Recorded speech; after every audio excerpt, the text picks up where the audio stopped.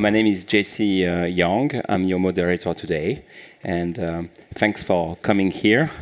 As you can tell, it's pretty hot. It gives you a feeling of what the world could be in 50 or 100 years. So it's a good immersion. I actually like that. I think it's a good thing. So here we're talking about offsetting, carbon offsetting. And the question I'm going to ask you at the end is offsetting carbon doing more good or harm? And that, hopefully, we come up with some optimistic opinions at the end. Before we start, maybe I'm going to ask each of you to introduce yourself. You want to get started? Daniel? Sure. Hello, everybody. My name is Daniel. I'm co-founder and co-CEO of a German startup called recarb. We are developing a certification standard for nature-based carbon removal. Hello, everyone. My name is Eder. I work at South Pole. South Pole is a climate project developer and a sustainability consulting company. We've been founded 17 years ago in Switzerland by a handful of climate idealists, I would say. And today we are more than 1,300 people around the world. We are a bunch of environmental experts, climate scientists, climate activists that try to help solve the climate crisis. And our mission is to provide climate solutions, climate action to anyone on the planet in the end. So if you're a private citizen, if you're a big corporate active globally, we want to be able to provide you the right solution to get active today. Good afternoon. I'm Sabine Frank. I'm the director of Carbon Market Watch, which is a not-for-profit climate advocacy organization with a track record of analyzing carbon market developments and fighting for the improvement of the governance of the regulation of carbon markets. In recent years, we have focused on analyzing corporate climate claims and the role that offsetting can play therein. And in several cases, we have described the practices that we unveiled as greenwashing. Yeah, hello everyone. My name is Landwehr. I'm the Director Corporate Marketing at myclimate Foundation. myclimate is an NPO based in Zurich, founded more than 20 years ago by the same guys who founded later South Pole, Michael's company. And we are also a solution provider in terms of climate protection and sustainability, both for private individuals as well as for companies.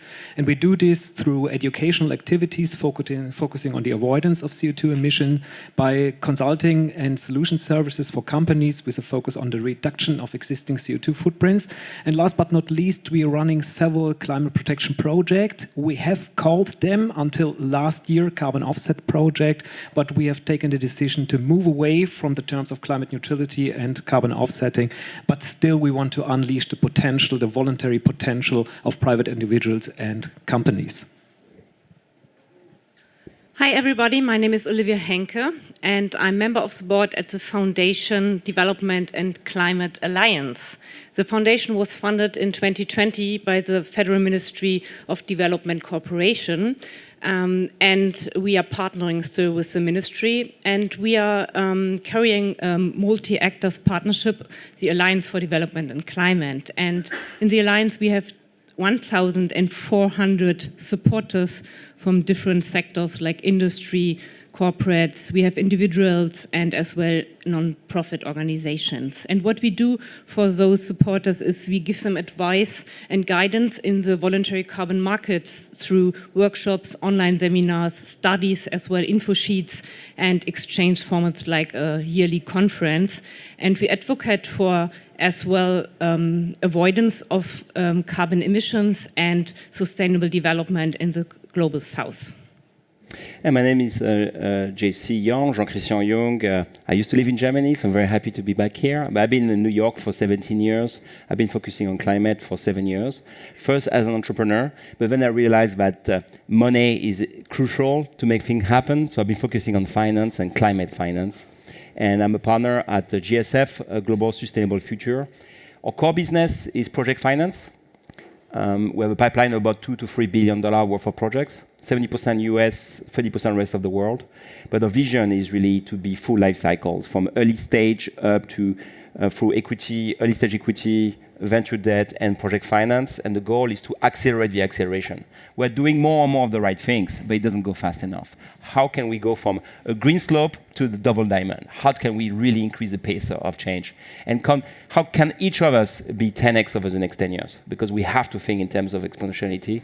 And the GreenTech Festival is a good way to do that. So I had a quick look this morning on the market of carbon offset, and Morgan Stanley came up with a few numbers a few days ago, so I find it interesting to just talk about it. They say that there's about 4,000 projects in the whole world that have already issued 1.7 billion credits, and one credit is a ton of CO2 capture. 1.7 billion. And there's already now 3,800 projects which are waiting for credit issuance that are, they think, going to create a tremendous market. Today, the market in dollar terms in carbon credit, it's about 2 to 3 billion. And they expect the market to go up to 100 billion by 2030 and 250 billion by 2050. You can tell I'm based in America, we talk dollars right away, right, about money. But what does it mean in terms of volume? It means by starting in 2030, they expect at least 1 gigaton of CO2 credit being issued for the removal part, and up to potentially 10 gigaton of avoidance and reduction. And maybe, Michael, when I ask you the first question, you can explain the difference between removal and reduction and avoidance. This is a huge market, huge capex, huge investment. I mean, 1 gigaton per year, just in pure removal, it's 1 billion tons of CO2. Billion ton. My trip from New York to Berlin is a ton of emission. Imagine 1 billion ton every year. These are really tremendous numbers we have in mind. We see ahead. So there is a market, there are different trends, but some of you might not be really clear about what is a carbon offset and how to understand why and how. So Michael will be my first question, or should I say Michel? Like sorry. What is offsetting? And what is offsetting? Why offsetting? If you can give a definition a bit of removal, avoidance, and reduction would be great. And obviously, every time I ask a question, anybody can chip in. Of course. Maybe first, if you found a flight that only uses 1 ton from the... For my seat. Okay. Let's be clear. For my seat. Then you have a very fuel efficient plane that you flew in. I wish. But maybe before getting into offsetting, and obviously, like a little spoiler alert, I'm very much pro offsetting. I think it's a very useful and powerful tool in the fight against climate change. And the question of the panel was, right, is it doing more harm than good? Like, if you ask me, it's apparently doing much more good. But nevertheless, we always say like offsetting and the market will grow, but the elephant in the room is that we need to reduce emissions in the first place, right?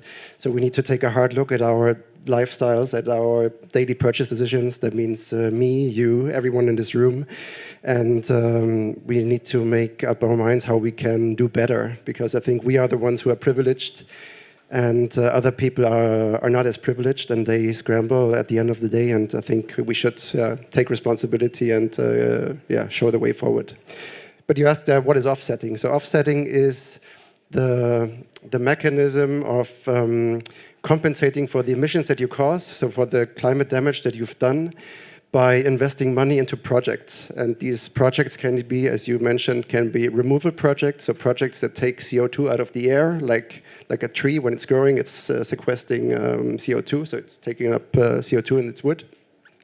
Or projects that are avoiding that the CO2 is emitted in the first place, like a renewable energy plant, right? So if you have a water power plant, for example, you avoid burning coal to create electricity. So those are the two mechanisms. It is paramount that these emissions, or the best practices, that they follow a very transparent and scientific methodology, so that it's clear like how much carbon is avoided or removed. And maybe the second part of the question, why we think it's a good tool. Once you take the decision to buy offset, it means that you are aware that the activities that you do, the way that you live, or the things that you buy are having a negative impact. So by buying offsets, you take responsibility for those emissions, and you try to maybe do better. Like maybe you cannot avoid buying those new pair of shoes because you've been craving them for years, right? So of course we should avoid that in the first place, but if you do, then take responsibility, buy an offset. If we talk about that on a corporate level, there was a recent study done by Trove Research where they looked at 4,000 companies worldwide and clearly found a connection that companies that do buy offsets, that are aware of the negative impact, they are decarbonizing twice as fast as their peers who do not buy offsets. So that means you as a company, you know your carbon emissions are that big, you buy offsets that make up for it, and by that you have a price tag on those emissions. And next year, of course, you want to spend less money on those certificates and have less cost. So you have a direct impact or a direct incentive to do better in the next year and cause less emissions in the first place. So that's why we think it's a very powerful tool. And as long as legislators and our governments are not putting the right price on carbon, we work together with those pioneers who do the first steps and create an internal carbon pricing that motivates them to cause less emissions in the first place. Right. Anybody wants to say something additionally to that, or you're good? Maybe we keep the removal piece at the end. I want to ask you, Daniel, at the end about that, because actually it's really a key topic. So there's a bunch of controversies around carbon offsetting. Some big articles came out recently. Some companies have been named. Olivia, can you tell us a bit about that? What are the key controversies? As well, what is the whole topic of, because you have a good insight of impact of carbon offset on communities, local communities, maybe on the global south as well. And then as well, you wanted to talk about co-benefits. So anyway. Okay, thank you, GC. Yeah, I think there are three main critical points at the moment in the press and in the discussion. First of all, it's all about greenwashing. All the companies that present themselves and their products and services as either green or sustainable or climate neutral. And when they don't have specific targets about reducing and avoidance of greenhouse gas emissions, then regarding the offsets, it's kind of greenwashing in the public view. And without having an ambitious climate strategy and reducing targets in place and without demonstrating that they have a contribution to make, then I think that's very critical for them as well. And they have to focus on their reduction targets as well, as Michael mentioned before. So I think greenwashing is the first point. And second point is about the certificates of low quality that we have in the market. I think the VCM is, like Michael mentioned before, I think also it's a good instrument for climate finance, for financing projects in the global south. But we have to be aware that there are projects in the market that have the low quality and very low prices. Maybe I want to mention, if everyone had heard about the fair carbon credits before. Fair carbon credits have a minimum price for the local communities that sell those credits, and they have €1 per ton that is invested into adaptation funds as well in the communities. But fair carbon credits, there are only 3 to 5 projects worldwide because nobody is buying those credits. And I think that's a critical issue as well. So we have to be aware of the low quality credits in the market, and we have to focus on high quality credits that make a difference in the market. And I think the third point is that the market is shifting at the moment from the Kyoto Protocol to the Paris era. And in this shift, we have a certain uncertainty in the market that we are not aware how to make the shift, if you have to buy corresponding adjustment, if it's a contribution claim. And so I think double counting is an issue in the next years, and that the market is shifting to another VCM is also creating an era of people are unsure what to do, what credits to buy. Yeah. Anything you guys want to add about the controversies? For example, the articles about Vera. Some of your companies have been mentioned lately on a few projects. The floor is yours. So maybe just to interrupt, so for the clarification point, so does anybody here in this room know about double counting? What does it mean? Does everyone know about corresponding adjustments? Good question. So because usually it is a very technical decision here, very niche decision, and sometimes you listen to this and they go, what are the guys talking about? So just, if anybody doesn't know, just raise their hand and we can give a brief introduction. Okay. I think go ahead, okay? Yeah, so, okay. That's my bad, so no.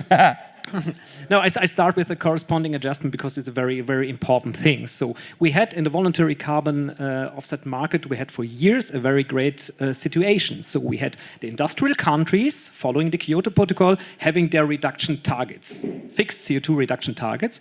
We have the developing countries and some more countries without these targets. So if you taken the decision to finance a project or support a project in one of these countries without any target, so and these projects has reduced CO2 emissions, so you could claim this for yourself because the country couldn't do this and had no interest to do this. So it was pretty clear. So there's 1 ton of CO2 reduced, claimed one time. So now, after the Paris Agreement, each and every country has its reduction targets. So if people from Germany, from Switzerland, from wherever, finance projects in these countries, so there is the risk of double counting or double claiming. That means you have 1 ton of CO2 reduced, and this is claimed or counted for the registry of the country and of the company. So 1 ton, 2 times. So this is what it means with double counting. So to avoid this, so the international climate policy made a very smart mechanism. It's called corresponding adjustments. So it's very smart, but also very complicated. That means, so if you really decide to do so to finance climate protection elsewhere, then there is a mechanism which puts these ton of CO2 reduced out of the registry of the country, so it doesn't count for the country, but it can count for you and you can claim it for yourself. The bad thing is, and this is much more than an insecurity, so as far as I know, maybe Michael would disagree, there is no corresponding adjustments around. At the moment, many people are talking about this, but there is no corresponding adjustment. So as of now, as we are not longer under the Kyoto Protocol, as we live in the world of the Paris Agreement, the old system is no longer, as charming as it was, is no longer doable. 1 ton of CO2 goes automatically to the registry of the hosting country. And this is a huge, huge insecurity and a big, big question market within the VCM, the voluntary carbon market. So maybe to jump on that, I think Sabine and Kai, in the prep call, we were talking about that. How do we build integrity, honesty? How do we build trust again in the system? And we were talking about, should we move away from the idea of the ton for ton basis and move towards more a general contribution, generating impact? Is there a path forward for that? I know Sabine and Kai, you had opinions about that. So Sabine, you want to? Well, where do I start? There's so many things to say. But thanks for giving already some very important explanations. I think I want to follow on from Michael and talk a bit further about what is an offset, because there sometimes is a confusion about it. An offset in itself is not an asset, is not a tradable asset. It's a carbon credit that is a tradable asset. And the offset is the claim that is connected to that tradable asset. So it is what a buyer does with that asset, what it does in terms of its internal carbon accounting, namely to kind of nullify emissions, its own emissions with it, and what it does to communicate to the general public, to its customers, to its investors, etc. So there is a choice in the matter in how a carbon credit is used when it is bought. And the alternative to claiming a carbon credit as an offset is to claim it simply as a climate contribution by way of taking responsibility, say as a company, for emissions that cannot be reduced yet, and paying a climate contribution to somewhere outside of the value chain of that company.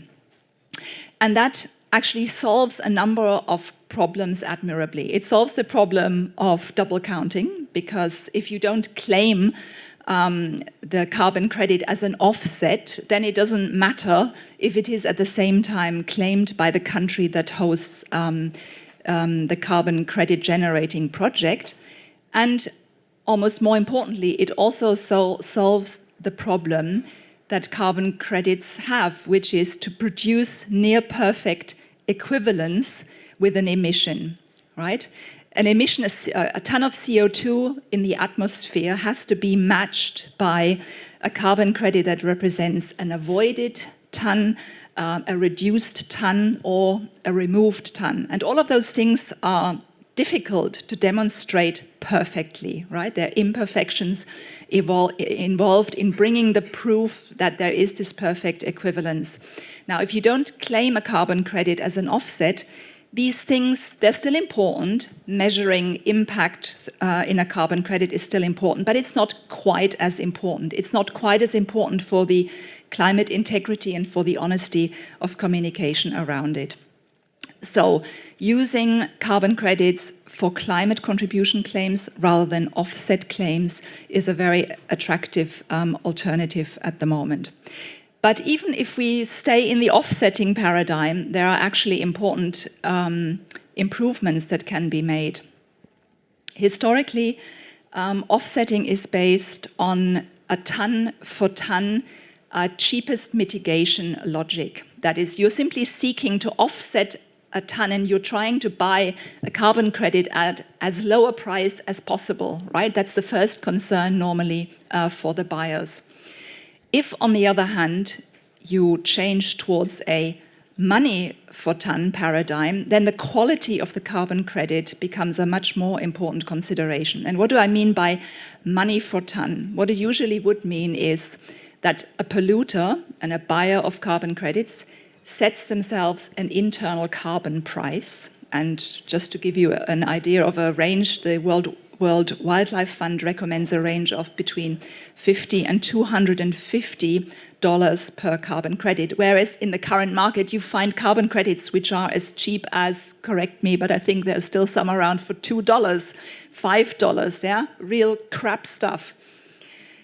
So, if money for ton offsetting is a better way to go than ton for ton offsetting. And by the way, this internal carbon price can also be a reflection of a company's revenues or profits. So there are better models than offsetting, but there's also still a lot of scope for improving offsetting itself. I could jump on other things that have been said, but maybe I'll stop here for the moment. Yeah. And by the way, you're going to have like 10-15 minutes to ask questions soon, actually. Are we already at 30 minutes, Mark? We're good? Are we to talk on the panel? Still? Okay, great. So think of your questions. If you want to ask them in German as well, if you're more comfortable with that, no worries. Everybody speaks German here. So it's fine too. You want to add, Kai, to what's I will add, but I try to do this as briefly as possible. But I think everyone wants to also listen to what Daniel has to say. Yeah. But so we have heard here from Sabine that moving from carbon offsetting to an impact claim or contribution claim solving some problems. But there's I think one more area we should look at it, and this is the matter of trust. And what we see at the moment with all the criticism around it, with all the negative publicity outside, this is no longer a semantic question, but is also a way to turn the page and to bring a bit more positive narrative outside. Because there are many people outside thinking, oh, this company is claiming itself climate neutral, however they paid for this and that's good. So climate neutrality is difficult to contribute. And due to this criticism outside, we see already many possible players in the market, many companies becoming reluctant. Because they say, okay, if we believe in the system and we like your project and we see our own responsibility, but if we do this, maybe we get into the fire line of the critical mass outside of the media, etc. So we don't want to do this. So if you can say this is a contribution, this is generating impact, you're solving this problem too. And I think this is a very, very important outside because, and this is maybe my most important point here, without additional voluntary carbon action from private individuals and companies, without that, we will unfortunately never achieve our global climate goals. Yeah, and I would like to mention also that what Sabine said, like we are talking about ton per ton, and we are only talking about the carbon credits. And there are so many other benefits within these projects we are not talking about. They are not mentioned also in those articles, because the co-benefits for the local communities in the Global South, like biodiversity, health issues, water, and living on land, and like poverty alleviation, they are also part of financing those projects in the Global South. But they are not part of the unit carbon credit. And I think that we should change as well. Go ahead. Exactly. Yeah, let me add a bit to that, and just also like the damage that has been done by these newspaper articles and the journalists in the end, right?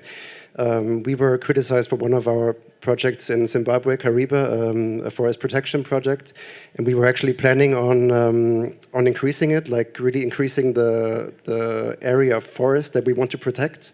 But due to those negative articles, we will not find buyers for those offsets. And so in the end, we can say that these articles really have a direct negative impact on the climate. So we will not protect more forest. The communities on the ground will not receive the funding. We will not contribute to the SDGs of the United Nations. So these articles and journalists have also a responsibility, and I'm not sure if they were just out for a big scandal that a climate company or Vera as a certifier wants to make quick money, and I think they were shooting at the wrong guys in that case, and which is sad. I mean, right? it's striking the difference between the US and Europe. As I was saying, in terms of climate, in Europe, we're very good at working on fear, but as well legislation, helping people to understand their own footprint and reduce it. While in the US it's more based on hope and value creation, job opportunities, and it's where the idea of as well of being less cynical about things, but very pragmatic. And these kind of articles and so on, you see them very much in Europe, which I think very important, and I think US can learn from it. But as well, we need to give people a break. We say often we prefer greenwashing than greenhushing. Because greenhushing is that you say like that because you're scared to expose yourself. Greenwashing, at the very least, you say something and then you're on the record. And after, your employees, your customers, your investors, they can ask you, okay, you said that last year, where are you right now? And that's a huge issue. It's a big backlash. We have to be very careful. But it doesn't mean we don't need to put people on record and make sure they don't abuse the system because it's counterproductive. So it's a fine balance like everything. Daniel, we haven't heard from you so far. And I don't know, do you guys know what is your own carbon footprint? You have any idea? Any numbers you want to mention? 12. 6. Whoa. Anybody else? What's your carbon footprint? You guys have any idea? Just a good estimate. Well, about 10. 10? 8, 9. Anything, guys? 7. Wow, you guys are good. I mean, in Europe, we go from 8 to 12, right? In America, we get around 20. In China, around 25. But let's not forget that China produces a lot of our own goods. So my shoes, I don't think they're made in China. But if they were made in China, is it accounted for my consumption or their consumption? That's an issue there as well of accounting. But India, 1.7 ton. Africa, 1 ton. My footprint, I'm at least at 30 ton. If I'm American, if I were the average American, would be at 20. My footprint is 30. Just coming here is 2 tons. So it's a ways you have to find the right balance. So what do? You try to offset your own footprint. And I was very proud the first time I did it when I paid farmers in Iowa to do regeneration of the soil. And as maybe you have seen the show like Kiss the Ground on Netflix. If you haven't, please watch it. It's amazing how much agriculture can offset carbon. And I was really proud. It was pretty cheap too, like $20 a ton. But then I realized after, it was just for 10 years. What's happening in 10 years?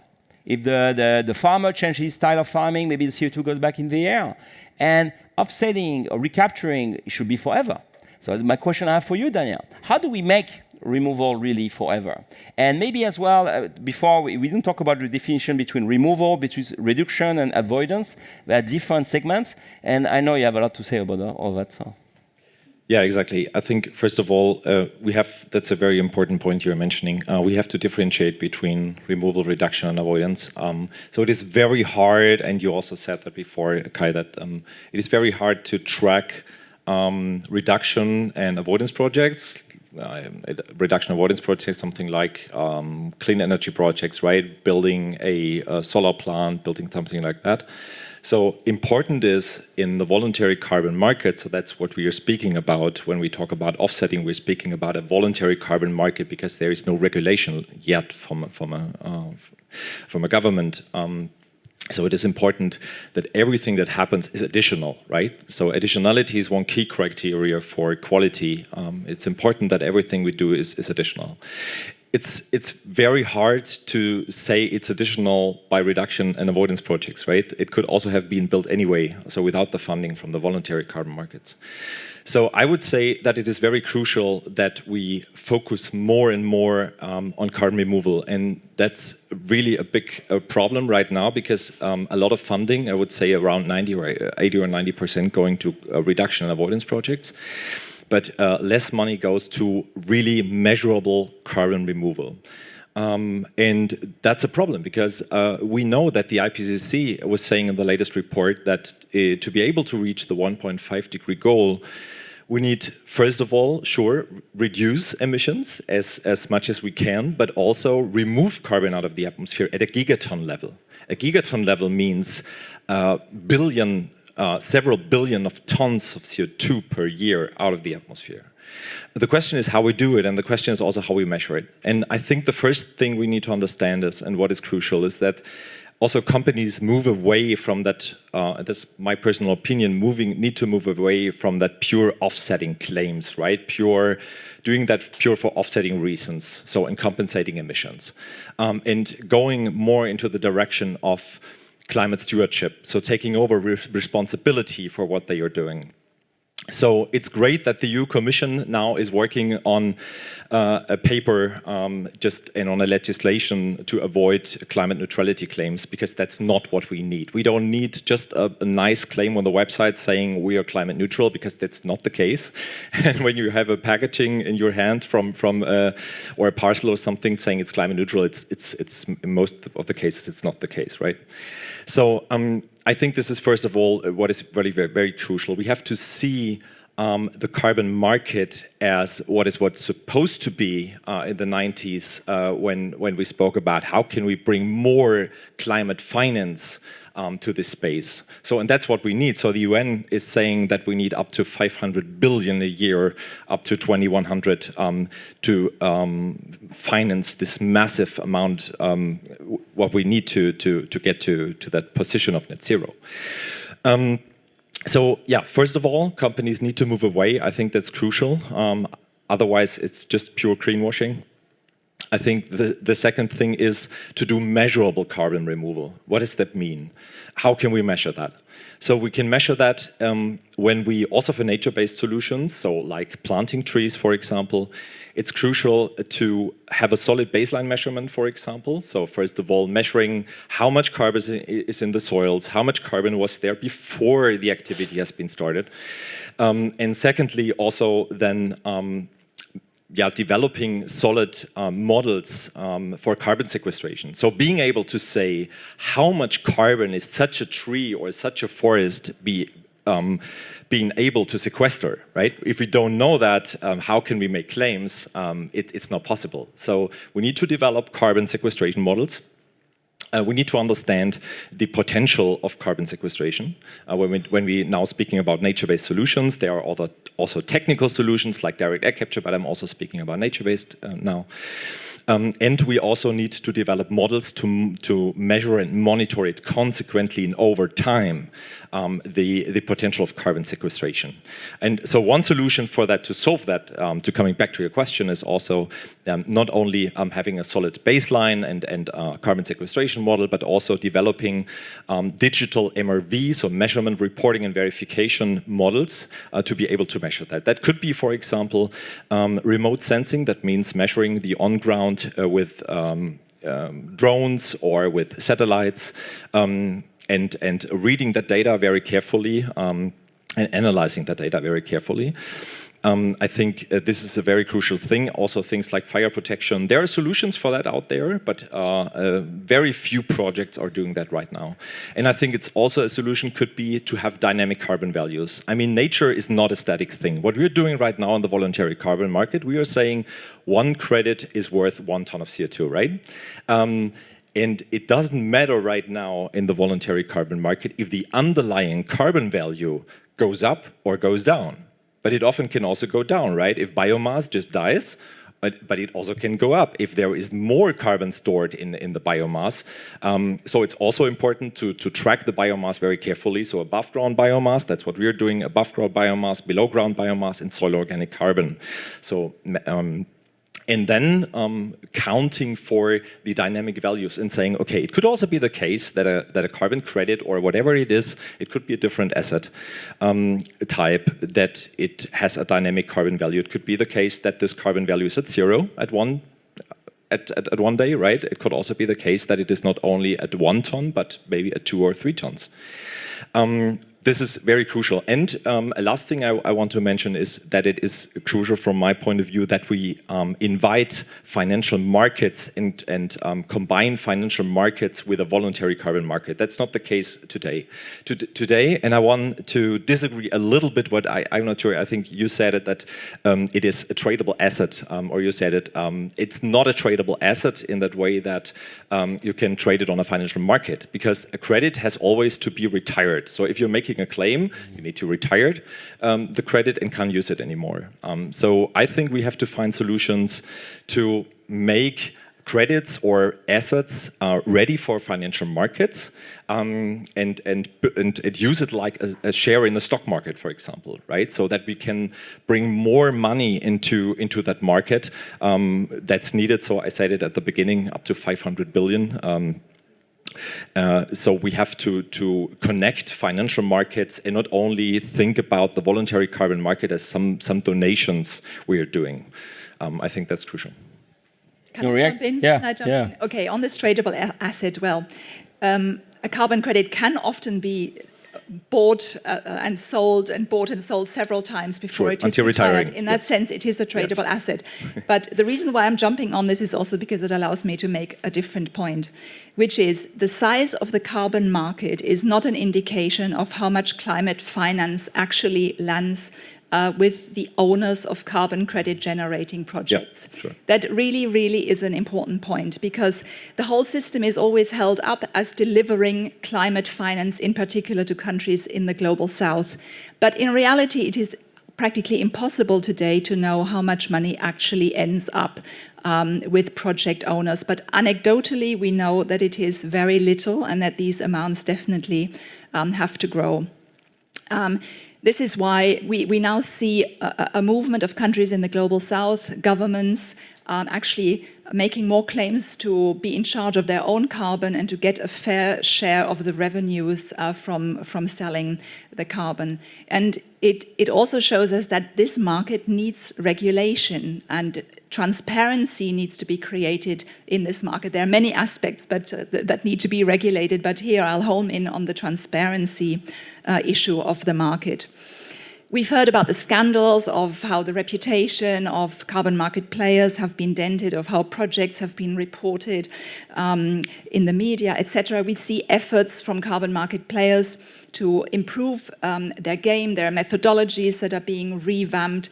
There are honorable players who are trying to do the right thing, but the point is we cannot rely just on the integrity of individual players in the market, because there will always be dishonorable players. So there have to be rules that apply for everybody and an oversight that applies to all the players. And that's what's at stake at the moment.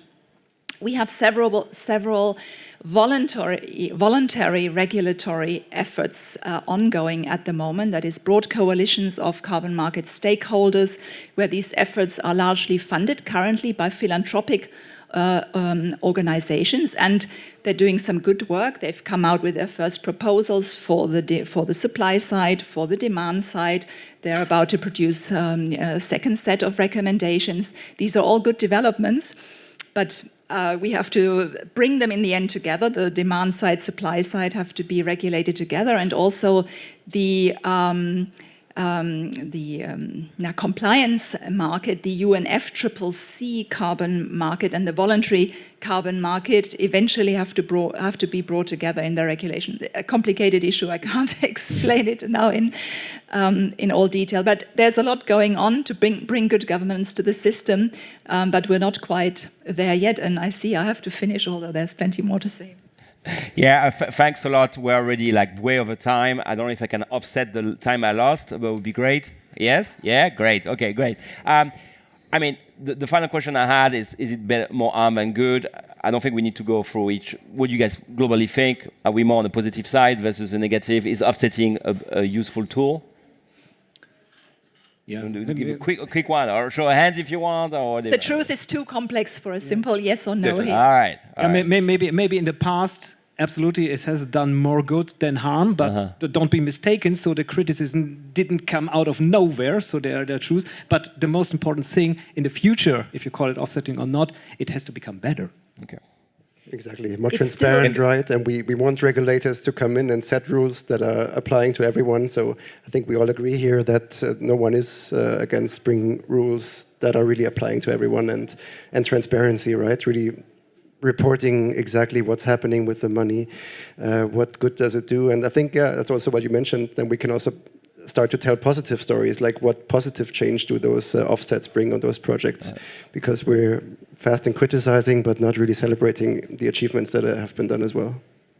For me, ideally, as I said it already, if we come to that point when we see it not as a compensation claim for the companies, if we see it as climate stewardship and companies taking over the responsibility, it will definitely help us, and we need that market. I mean, the question is, what else do we have?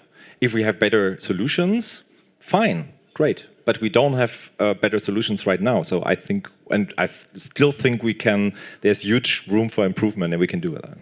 Yeah. I would say that's a good point, right? And also, I don't know who of you have heard Johan Rockström in the morning, and he talked a lot about the facts and the figures and so on. And what I bear in mind is the 1.5 target is not a goal, it's a limit. And I think that's where we have to take action now. And I think, yeah, there is room for improvement. There's lots of things you can do in the voluntary carbon market, but you have the voluntary carbon market, you have the chance to finance projects in the global south where the money is needed for people who are suffering the most under the climate change at the moment. And I think that we should bear in mind. Do I have any two questions? May I? Yes, so one here, one here. Anybody has a question here? No? Okay, anybody? I have two questions here. Okay, go ahead. How can we identify a suitable, honorable project? Is the gold standard still the way to go?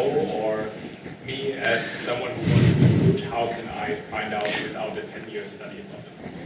Yeah. Anybody wants to? I think...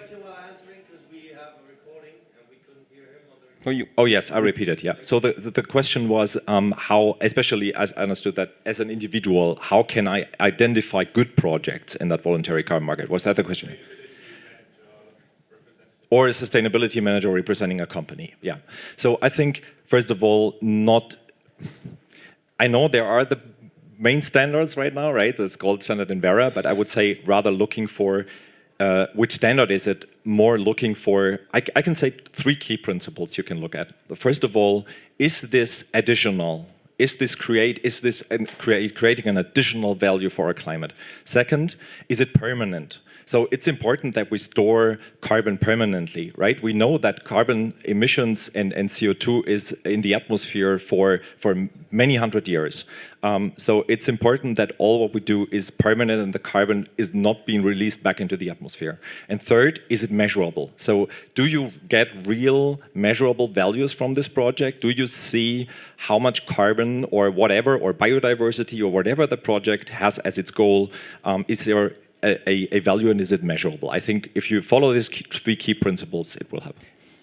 Just one brief thing to add, because this counts, I think, for most of the projects within the gold standard, within the Vera standard. So the thing is, coming back to this is a matter of trust. sorry to say this, and this is the thing why we desperately need to have this regulation so that we have more security in the market on the buyer's side. So as of now, so you can dive deep into the projects and can look to the geographies and the key measures exactly, but there's a lot of work for you to do. And if you don't want to do this work, and if you don't have the time to do this work, then you have to trust the organizations. I think we're running out of time. We have to be respectful of the next session. Trust and hope. Let's work on that, and I think it's a good place to celebrate. Thanks, everybody. Thanks to the panel. Thank you.